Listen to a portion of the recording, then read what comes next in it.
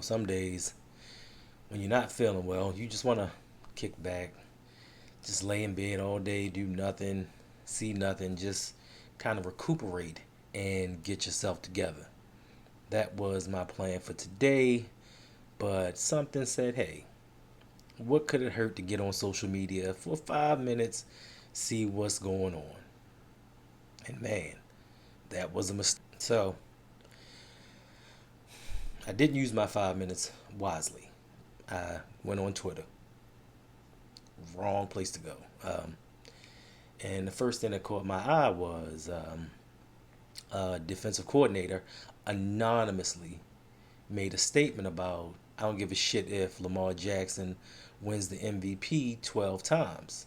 He will not be a number one quarterback. He will be a number one talent, but not number one as a quarterback. Me, I try to not get emotionally invested in statements. I try not to, let feelings dictate my mood. But after a while, it burns at you. It eats at you. Why are you fucking with my quarterback? Like, why does someone always have something to say about Lamar? As much positive as this young man does, all they do is speak negatively of him. Like, what has he done to any of you except maybe for this defensive coordinator, but burnt his ass up?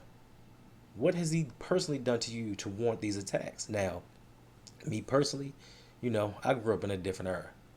And as a man, if you got something to say, you say it. So if you feel this way about Lamar, put your name behind it. Stand up and be like, yeah, I stand, but you can't. So leave my quarterback alone. Like, please stop. And then it puts me in a funky mood, and it starts to shift my emotions in certain directions. And then, once again, whether right or wrong, we start playing the blame game. And I shift this focus towards the Baltimore Ravens. Now, in my opinion, once again, if we have done or had done right by Lamar, maybe we wouldn't be in these situations. Maybe we wouldn't have to hear this constant fuel and funneling of him as a quarterback. Listen, if the man wasn't a quarterback in the NFL, he wouldn't have been drafted as a quarterback in the NFL. If he wasn't a quarterback in the NFL, he would not be one today. So let's stop the nonsense. Let's stop the clickbait. Let's stop all this shit for likes, views, just confirmation of what you believe. And I know a lot of these sports reporters, they hate to be wrong. They hate to be wrong, even though they're wrong about 90% of everything that they say out their mouths when it comes to sports. They hate to look wrong on something. So if they can continue to push a narrative on something to make them seem right, they can puff their chest up a little bit. Like they can feel good as men or women. Yeah, it brings me to how much is Lamar worth to this team. Now, I know people think that we value him and we've done everything that we could. I mean, have we really? Have we really done everything possible for Lamar? And I think we'll appreciate him more if he leaves. I hope that he doesn't. I hope we keep this dude forever until he decides to retire. But the reality is that some of us see they haven't done everything that they could for him. They haven't. Like they drafting two wide receivers in the first round isn't the same as giving people the weapons that they need. Because for one, you have to hit on that talent. And listening to some of y'all, Hollywood was a bust. Listening to y'all, I don't believe so, but other fans believe Hollywood was a bust. So how does that count? I mean, they took a swing at it. Didn't happen. Bateman, we don't know yet. We hope he grows into that player that we hope and think that he should be. But even still, let's just say Bateman turns into a superstar. That's one wide receiver. And yes, we have Mark Andrews. But maybe in his eyes, we could do more. Maybe we could surround him with more. I don't know. I just know that when a football player does not feel valued or wanted or given the respect that they feel that they deserve, that's it. You have a frayed relationship, and they seem to mutually part ways, kind of like white coaches. I mean, I don't know what is Lamar's worth to the Baltimore Ravens. That is the $1 million question. That is why we are at a 5th-year option instead of a long-term extension. You know, I hope we get it together. You know, I don't like the feeling of uncertainty. I don't like the feeling of not knowing. I mean, and not knowing at the most important position on your team, especially with a dude that you rock with. Like, I rock with Flacco. Like, Flacco was my dude, but I can identify with Lamar. Like, I rock with him and I can identify with him. You know, I root for him regardless of what he does. Root for Flacco too, but you know what I mean. And to have this uncertainty that this dynamic talent may not want to be in my city, you know, crushes you a little bit. But I understand it's a business. Business is not always conducted properly or in the right way, or how you think it should go, should I say, you know. But we'll find out in the next couple of months, because, you know, the truth always comes to light, and hopefully that light will end up being a 5-year extension at least, and Lamar comes back as my quarterback. I know we say we don't care about what other people say outside this organization, but we do. We do. I'm in the spaces.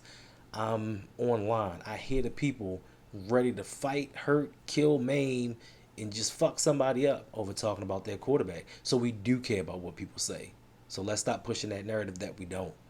And let's get this team and make this team be accountable with making him a better quarterback, putting a better product on the field. It's all to be asked. Like, let this be the year that you surround him with the talent to make him better. And speaking of surrounding him with the talent, apparently Marlon Humphrey has had 7.9 mil of his $10 million base salary converted into a bonus, which gives us about 7 million, a little over $7 million in cap space. Because prior to this, we were under 1 mil. What we're going to do with that money, don't know. Not much, but hopefully now that we have a little cushion, this may be a sign that we're going out and sign somebody. Or this just could be just that break in case of emergency money, in case people go down. We need to make some signings throughout the season. It doesn't guarantee that they're going to go out and pick up a receiver like most people are speculating right now. It necessarily doesn't have to be tied to a player. Would it be good? It would. It would. I mean, I don't think that there's much left out there for us to sign that's going to make a complete difference, but at least you're kind of honing in on, we have an issue in one area, we need to do something about it. And I know, let's let the guys we have play. But once again, regardless of who we bring in, if the guys can play, they're going to play. Now you're telling me you're scared of a dude that's been on the free agent market all year long, and we bring them in, and our dudes can't beat him out, or our dudes can't get playing time over him? Well, if they can't, what does that say about our receivers? Don't know. But it doesn't say much. And I don't understand why people are like, oh, it would be the damnedest thing if we brought in more people. It's training camp. It's meant for that. Training camp is meant to weed out the talent, to separate the good from the bad and put the best roster together that we can. You can't put the best roster together if you don't bring in the best players. And just saying, hey, let's bring out the best of what we have and settle for that, it ain't working.